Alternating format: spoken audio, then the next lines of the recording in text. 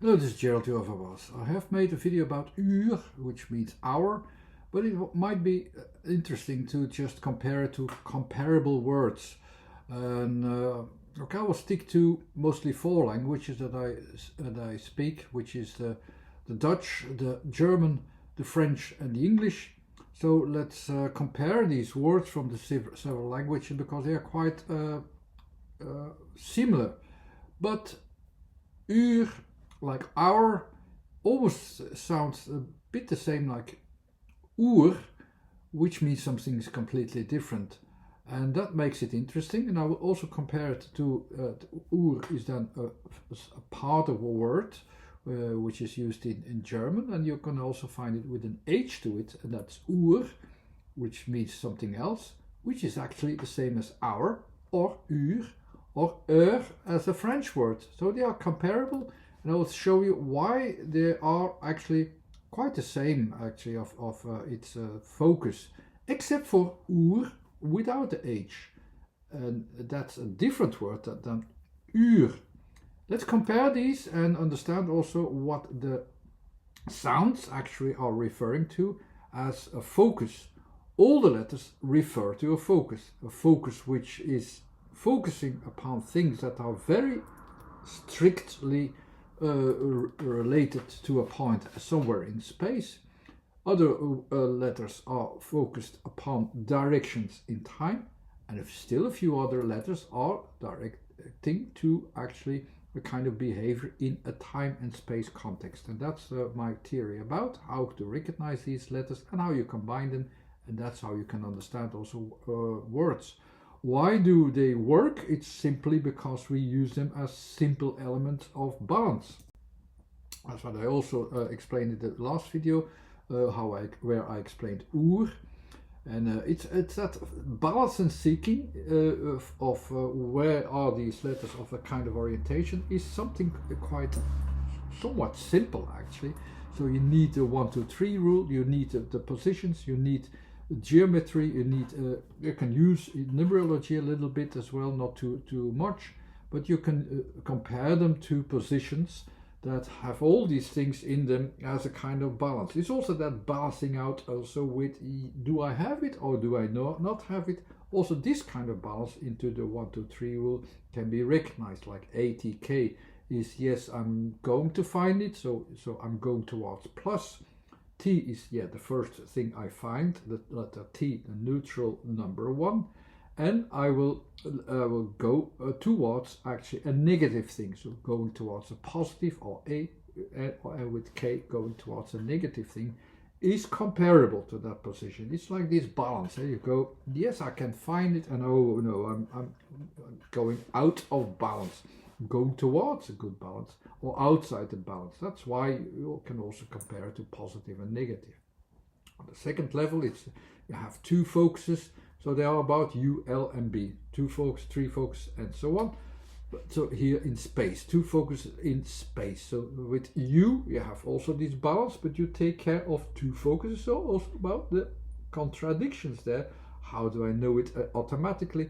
I automatically go towards that balance that actually starts from realizing the negative, so the red part, the out of balance, and going to find actually back my balance. But I know already that I have to deal with that negative thing. Will I find the positive thing immediately? No.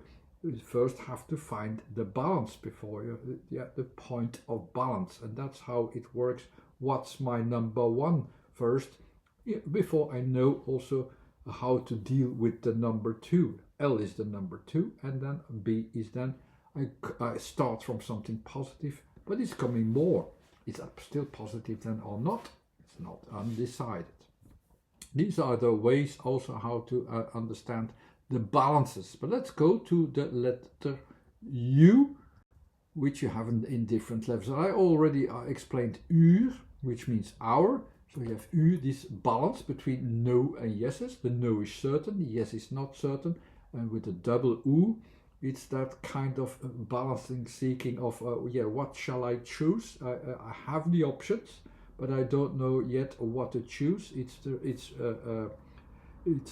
finalized with the R, and R is about, yes, let's have a repetition which has a time schedule and a placement also where it is suitable. So I connect to where I will start my choice of where will I start it. I will start my time schedule somewhere where I find a place for it. Okay, is it suitable until a certain point where I will end my conclusion and so on. That was my conclusion about what is UUR or hour into a circular movement, if you like, because it's a repetition and it's just one part of options, 1/12th part.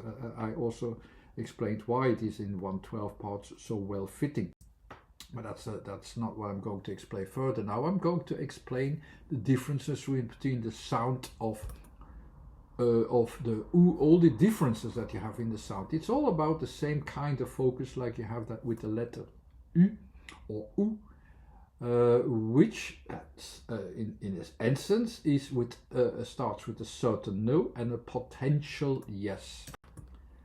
And there are levels in it. In a way, you have levels of the expression. Like the more you open up the expression, like with some sounds you have that as well, with more emphasis, they have more force, they have more physical body. Also here you can get more body, so there more and more will be apparent in it. So it's used to just almost like levels of potency that comes forward with the letter sound which you can have in the U sound as well. The it's rather stagnant. It's very short. It's like, okay, here's the potential. What shall I do with it? It's very neutral, very small. It's just that thing which you can't do anything with it yet. So in the as a sound U, a little bit further, it opens up a little bit more. You can see its potential. Still no, and potentially yes at some point. With U, a longer sound, more body, you will find the solution somewhere to a potential. It's longer, it gets time to develop. You have a lot of no's and potential yeses. So still the conditions are the same for all these letters. But a very good example is what you can do with it, but also when you compare the U to R, just as one letter, it will only be focused on just one place. And in that place, you will have actually the full potential ready, which UUR is always referring to the original. So the original actually access point where everything started at some point or another. That's the meaning of UUR as well. But a very interesting comparison actually is with the U, is how you can find it in several words. And a very good example to understand what it is the flower. What kind of conditions are in the flower? It's actually also there. The no's are certain, so it doesn't work to continue. The life itself is not possible to continue as it always did. It has to find a solution. The no's are clear. The yeses are just a potential. It's developing to its full potential, to its full blossomism, and it's desperately seeking for a solution outwardly. It is the flower itself is already a solution. It breaks open with the B, it finds a form with L, and that's the bloom in German. Is like that's the flower which is opening it up and will try to find the solution in the word, find the solution, find the connection, tries to find the connection on the outside rhythm there with the potentials. The no you can have, but the yes is on its way. It seeks it, finds a connection, and it will also find that connection somewhere else. That's the U. The same thing is in UUR. The potentials are there. There it all starts. There you have that potential. There you will find that potential. And it's called UUR. It reminds, of course, also of another word, which is UUR with an H. What is an H actually about? And the letter is also from the last category. And the H is described as the full range of a frame in which the thing that I want to build up, where I want to have it flourished, where I want to have it expressed, you have it completely from beginning to an ending. It's there. You will have it where you can see the full picture. That's the H. You can see it there. So the origin of all the potency will be there. What you can see the full rhythm, because R, the last category is about the full rhythm, so the full circle, the full all the options are there in the UUR. So I'm looking at the original where I can find my choices completely and find connection. So it is that structure where I will look up into actually that is expressed by it. That's why U first, then the H, the structure. So that's my watch, and UUR is the watch. It's I'm watching over the watch, where I can find out where all the rhythms actually will fit, and I will find the connection. That's more or less the description of it from the letters onwards.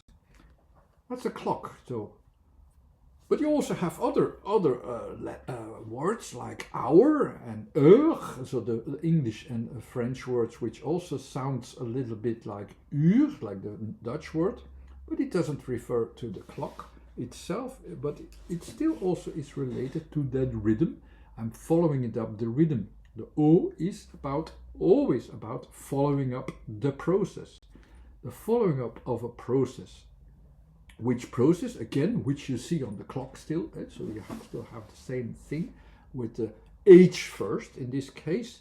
Then the O following it up, what's you can see there, of all these potentials. Can I start from somewhere in that system, into that rhythm? And then find the connection. That's hour. I follow it up. I with the word underneath, I also will find an adaptation. Also, like, okay, here's the time. There's a certain time aspect where I will be able to make a follow-up. It's not as clear as with UUR, which really indicates a structure of rhythm. Actually, hour itself is like, here I have, here it will work.